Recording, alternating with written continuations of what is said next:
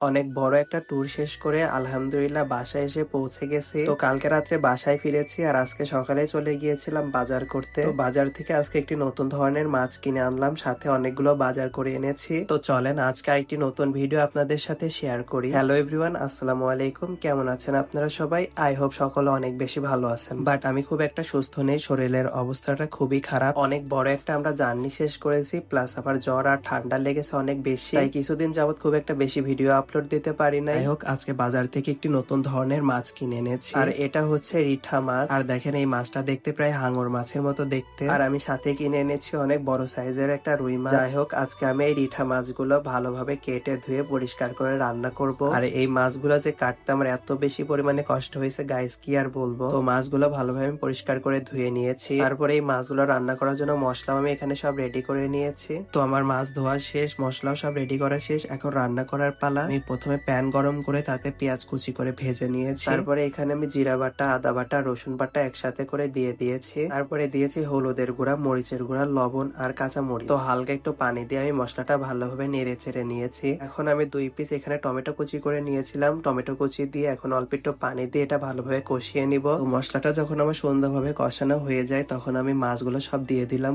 এই মাছ অনেক নরম হওয়ার কারণে খুব একটা বেশি নাড়াচাড়া করা যাবে না। আমি 5 থেকে 7 মিনিট প্রায় কষিয়ে নিয়ে এখন ঝোলের জন্য পানি দিয়ে দিয়েছি। তো এখন অল্প আছে আমার মাছটা রান্না করে নিতে হবে। মাছটা যখন সিদ্ধ হয়ে যায় এবং ঝোলের পানিও শুকিয়ে যায় তখন আমি অনেকগুলো ধনিয়া পাতার কুচি দিয়ে দিলাম। আমার রান্না করা শেষ, আর দেখছেন কালারটা কত সুন্দর হয়েছে আমার রান্নার। তো আমি রান্না শেষ করে গরম গরম অবস্থাতে সাথে সাথেই খেতে বসে যাই। তো আমার যতটুকু পরিমাণ ভাত লাগবে আমি প্লেটে ভাত নিয়ে আর সাথে এক টুকরো মাছও নিয়ে নিই। এই নরম নরম সুস্বাদু মাছের সাথে টমেটো ঝোল দিয়ে ভাত মাখিয়ে খেতে কি যে সুস্বাদু লাগতেছিল গাইস, আপনারা না খেলে বুঝবেনই না। এই মাছটা খেতে ভালো লাগে, বাট এটা পরিষ্কার করতে যে এত পরিমাণ কষ্ট হয় কি আর বলবো। যাই হোক, আজকে ভিডিওটা কেমন লাগলো অবশ্যই আমাকে কমেন্ট করে জানাবেন। সকলে আমার জন্য অবশ্যই দোয়া করবেন। ভালো থাকবেন, সুস্থ থাকবেন। আল্লাহ হাফেজ।